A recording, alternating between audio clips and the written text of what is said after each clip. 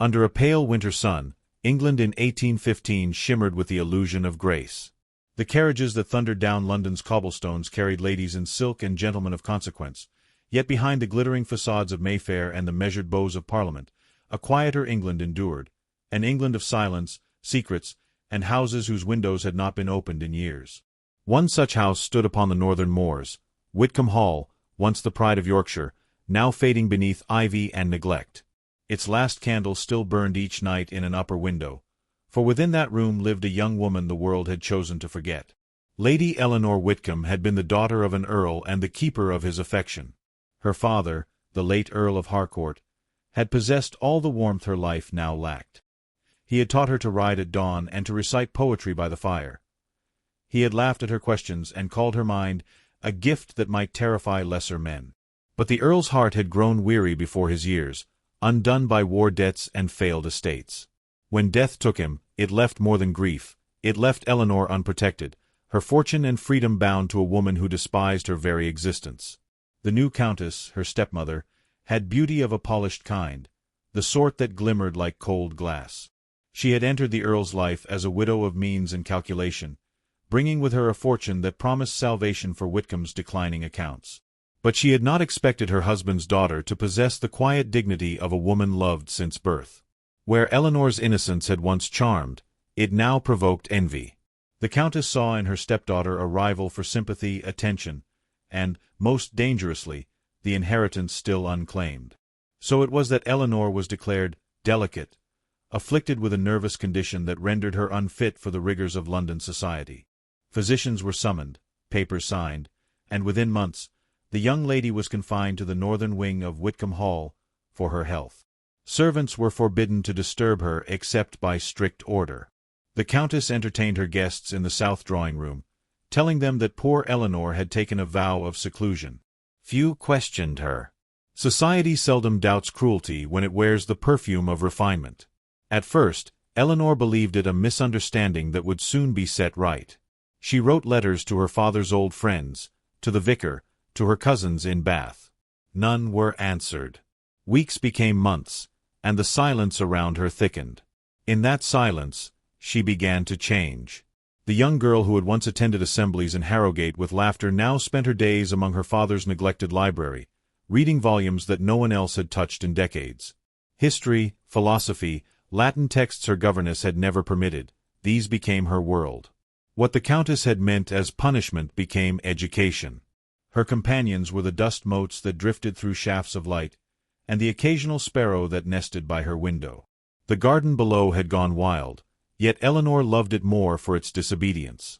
She tended what she could, planting bulbs in secret, letting roses climb the stone wall unchecked. There, among brambles, she felt something like peace. Still, when dusk fell and the long corridors filled with the creak of wood, she could not help imagining voices beyond the walls. Guests laughing, the countess's music drifting faintly, life continuing without her. In those years of confinement, Eleanor learned the delicate art of invisibility. She spoke softly when the maids brought her meals, lest her voice betray her presence. She dressed plainly, avoiding mirrors that might remind her of what she had lost. Yet her mind grew keener. She began to copy passages from books into small notebooks, translating them, questioning them, weaving her own thoughts in the margins. If she was to be forgotten, she decided, then she would at least understand why the world preferred its women silent. Beyond Whitcomb's crumbling gates, life was moving at a brisker pace. London's ballrooms had recovered from the morning of war, fortunes were being rebuilt, alliances forged, hearts exchanged for titles. Among these glittering transactions, one name was spoken with universal admiration: Alexander Cavendish, the new Duke of Ravensshire. He had inherited his title only months after returning from the Continent, where he had served with distinction under Wellington. The son of a proud but reckless line, the Duke's return marked a renewal of family honor and wealth. Every mother with a daughter of age saw him as the ideal prize. He was tall, reserved, and inconveniently principled, a man whose gaze could quiet a room. Yet, to those who observed closely, there lingered in him a restlessness, as though the applause of society were a sound that wearied him more than pleased. He attended the season's grand events out of duty, not delight.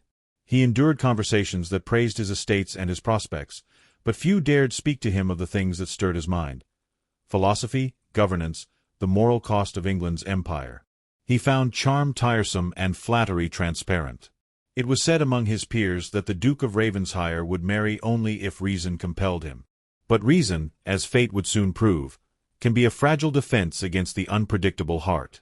As winter deepened over the moors, a storm gathered, a storm that would soon weave together the lives of two souls bound by isolation in different forms.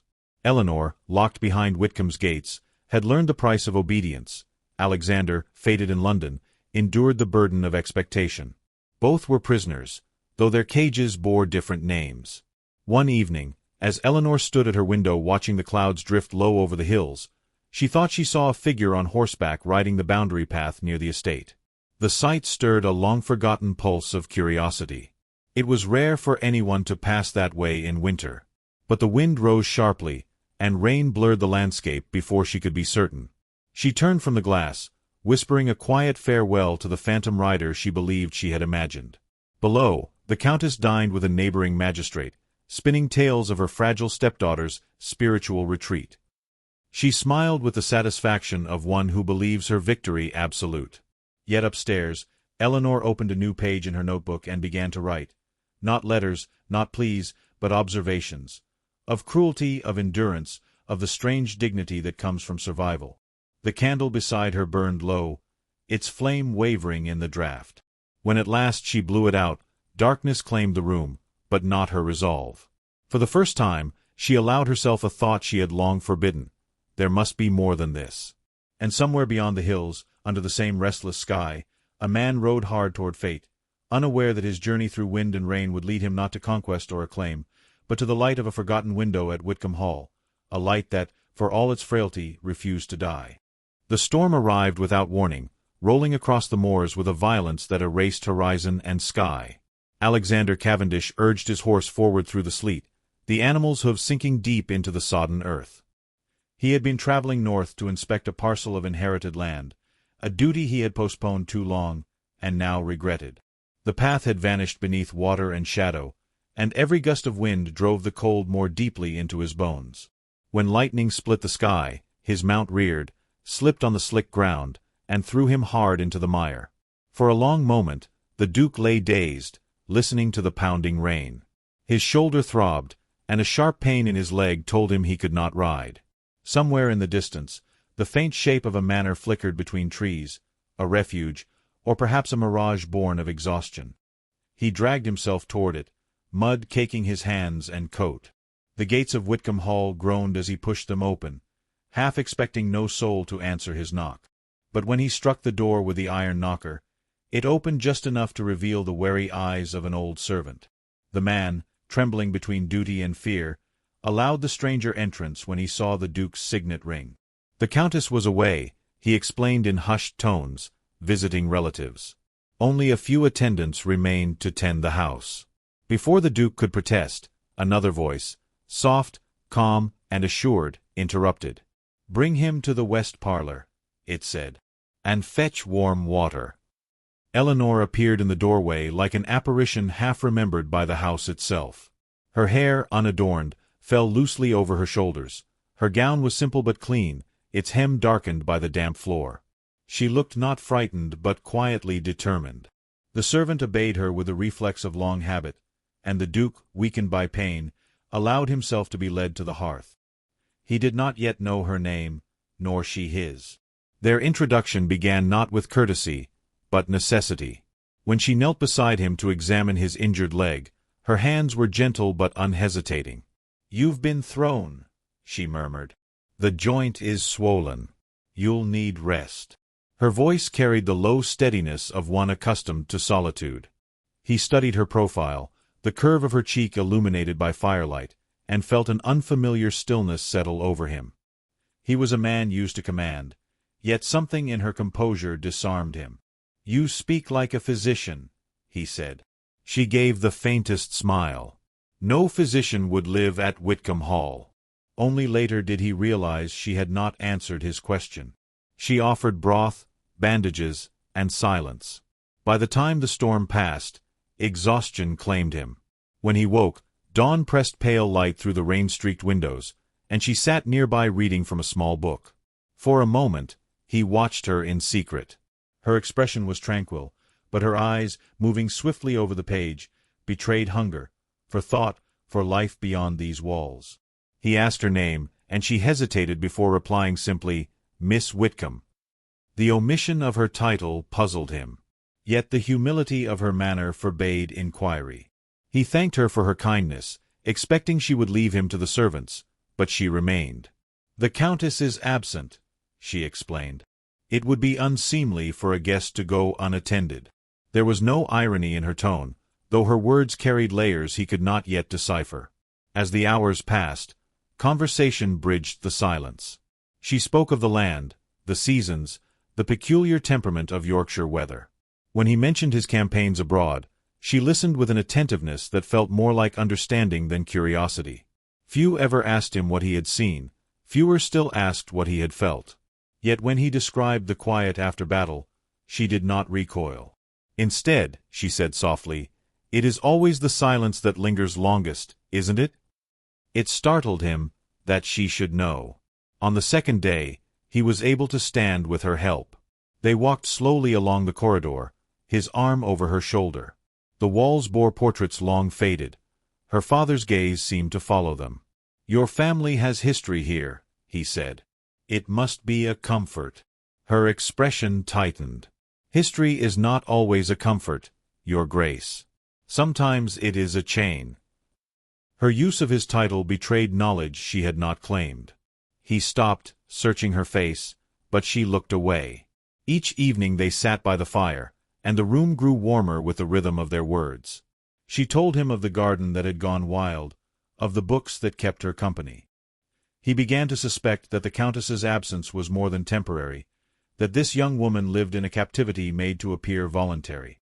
Yet she never complained, never named herself victim. Instead, she asked him questions of government, philosophy, and duty, themes he had long believed belonged only to men's discussion. Her insight unsettled and intrigued him.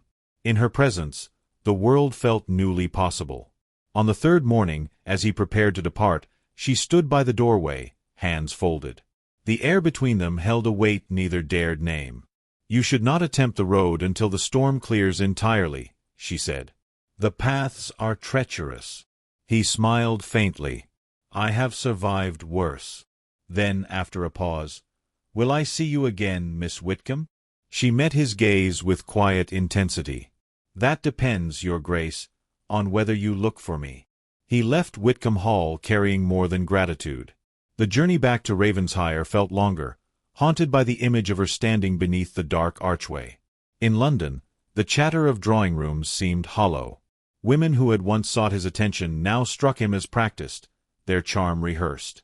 He began to notice small cruelties in the laughter of those around him, hypocrisies disguised as civility. Against that backdrop, the memory of Eleanor, though he still thought of her only as Miss Whitcomb, burned like a lantern. Weeks later, an invitation arrived for a hunt on his northern estate. He accepted, driven less by sport than by an unspoken impulse. The moors drew him back. Yet when he inquired after Whitcomb Hall, the locals grew uneasy. Rumor had it the Countess had returned and that the young lady of the house had been sent away, for reasons left deliberately vague. Something in the phrasing, "sent away," filled him with cold certainty. He rode to Whitcomb under the pretext of settling land disputes, but the house stood shuttered. The servants avoided his questions. Only the old caretaker, meeting his gaze with trembling loyalty, whispered the truth. The Countess had discovered her stepdaughter's interactions with a stranger of rank. In her fury, she had removed the girl to a convent school near the coast, claiming it was for moral instruction. That night, as he stood beneath the same window where he had once seen her candle glow, the Duke understood the shape of his own discontent. It was not restlessness he suffered, but recognition. For the first time in his life, he desired not admiration but justice. For her, for himself, for the fragile truth of what had passed between them. He turned from the darkened hall with resolve hardening like frost. Somewhere beyond those walls, Eleanor Whitcomb was waiting, perhaps still believing herself unseen. The wind rose again across the moors, carrying with it the echo of her voice. "That depends, Your Grace, on whether you look for me." and he knew then that he would. London in the spring of 1816 was a city of mirrors, each ballroom a reflection of ambition, each smile a calculated gesture. Within this glittering machinery of manners, Alexander Cavendish moved like a man half awake. His thoughts fixed not on the debutantes who curtsied before him, but on a quiet woman exiled from her own life. It had been months since Whitcomb, months of inquiry disguised as conversation, of discreet letters sent through trusted agents. At last, a reply had come. The Lady Eleanor Whitcomb was alive, though confined to a priory on the wind-swept coast of Norfolk. The Countess had claimed it was for her stepdaughter's devotional improvement, but the Duke had seen enough hypocrisy to recognize punishment masquerading as virtue. He resolved to act, not rashly, but with the precision of a man accustomed to power. Eleanor's days in the priory unfolded in ritual simplicity. Dawn prayers, quiet meals, silence broken only by the rustle of pages in the small library. The sisters were kind, yet their kindness had the coolness of resignation. They did not question why a noble woman of youth and fortune should live among them, nor why her letters vanished before posting. She obeyed the rhythm of their life outwardly, but within she carried a restlessness that neither prayer nor peace could soothe. The world had found a new way to forget her. Sometimes, as she walked the gardens enclosed by stone walls, she thought of the man who had appeared at Whitcomb like a storm-tossed vision. She had tried to banish his memory, but memory has its own will. His voice returned to her in the stillness, steady, questioning, alive. It had awakened something she could not unlearn, the conviction that she deserved to be seen. So when, one afternoon, a letter slipped beneath her chamber door bearing the seal of Ravensshire, her hands trembled before she even opened it. The letter was brief, the handwriting unmistakable. I know where you are. I know what was done. Trust that I will not remain silent. There was no signature, only the emblem of a falcon's wing, a mark known to few. She pressed the parchment to her chest, her breath unsteady. Hope, that most dangerous of emotions, stirred like light through fog. Within weeks, London buzzed with a new kind of rumor. The Duke of Ravensshire, it was said, had challenged the legality of several guardianships among the peerage, citing moral and financial misconduct. The gossip-mongers delighted in the audacity. None guessed his true motive. He gathered evidence quietly, tracing ledgers, consulting solicitors, collecting testimonies from servants dismissed too quickly. Beneath the surface of civility, his purpose sharpened into resolve. The Countess's grasp over her stepdaughter's estate depended on deception, and he would see it undone. When the season's crowning event, the Prince Regent's ball at Carlton House, was announced, the Duke saw his moment. The entire structure of society would gather beneath those chandeliers. Truth, if revealed there, could not be ignored. Yet to bring Eleanor herself required courage greater than his own. Through an intermediary, a retired clergyman once friend to her late father, he arranged her release under the pretense of verifying inheritance documents. The sisters, bound by hierarchy, complied without question. Eleanor, bewildered yet trusting, found herself escorted toward London, the roads bright with the first gold of spring. The night of the ball glittered with opulence. Silk rustled like whispers, diamonds flickered against candlelight, and the air smelled of powder and pride. The Duke entered amid murmurs of expectation. He was England's most desired man, yet his gaze sought only one figure. When Eleanor appeared at the threshold, dressed modestly in pale blue, her hair swept back with a single pearl, conversation stilled. To those who had heard only the Countess's tale of a fragile recluse, the sight was startling. She was not frail nor timid, but radiant in a quiet, undeniable way. The Countess, resplendent in crimson satin, turned white at the sight. She advanced with forced composure, her voice sweetly poisoned. "Your Grace, what an unexpected reunion! I had not thought the Priory permitted such worldly amusements." Eleanor inclined her head with perfect calm. "Nor had I thought deceit a Christian virtue, madam. Yet we are both here." The exchange carried like a whisper through the crowd. The Duke stepped forward, his presence commanding silence. "Your Majesty," he addressed the Regent, and assembled peers, "I beg a moment's indulgence, not for scandal but for justice." A murmur rippled through the room. He produced documents from his coat, his tone measured but unyielding. "The Countess of Harcourt has, for 3 years, misrepresented her stepdaughter's health to control her inheritance. Witnesses attest that Lady Eleanor Whitcomb has been kept in unlawful confinement. Her dowry was diverted to settle debts not her own. Gasps rose like a tide. The Countess protested, voice shrill with desperation, but her words tangled in the net of evidence. The Duke's solicitor presented letters, ledgers, and statements from dismissed servants. Every detail struck with precision. The Regent, intrigued and faintly amused by the drama, declared that a formal inquiry would commence, and, until resolved, Lady Eleanor was to reside under independent guardianship. The decision, delivered with royal gravity, sealed the Countess's downfall. Eleanor stood motionless as the crowd erupted in whispers. She had imagined this moment countless times and found it both triumph and exhaustion. The Duke approached her, his expression unreadable. "You are free now," he said quietly. She looked at him, seeing not the savior society would name him, but the man who had listened when she spoke, who had believed without proof. "I was free," she answered, "the moment I chose not to fear her." He inclined his head, a gesture of respect deeper than any bow. In the days that followed, London's fascination grew feverish. Invitations rained upon Eleanor, now the subject of moral discussion and romantic speculation alike. Yet she accepted few. She stayed at a small townhouse arranged by the Duke, where she spent her mornings writing letters to the tenants of Whitcomb, instructing that the gardens be restored. The Duke visited only once, unannounced, bringing with him a volume of poetry she had once quoted. They walked together in the garden, the city's hum softened by distance. "You have your name again," he said. "And your fortune." She smiled faintly. "Both are less remarkable than they sound." After a pause, she added, "What will you do now that your crusade is complete?" He looked at her, the hint of a smile in his eyes. "Find a purpose that does not end in conquest." Their conversation lingered on the edge of confession, restrained by propriety, sustained by understanding. When he took her hand, it was not an act of possession but of promise. "If you ever wish to rebuild Whitcomb," he said, "I would see it done, not as a monument, but as a home where knowledge and kindness are welcome." Her reply was soft but certain. "Then let it be our beginning."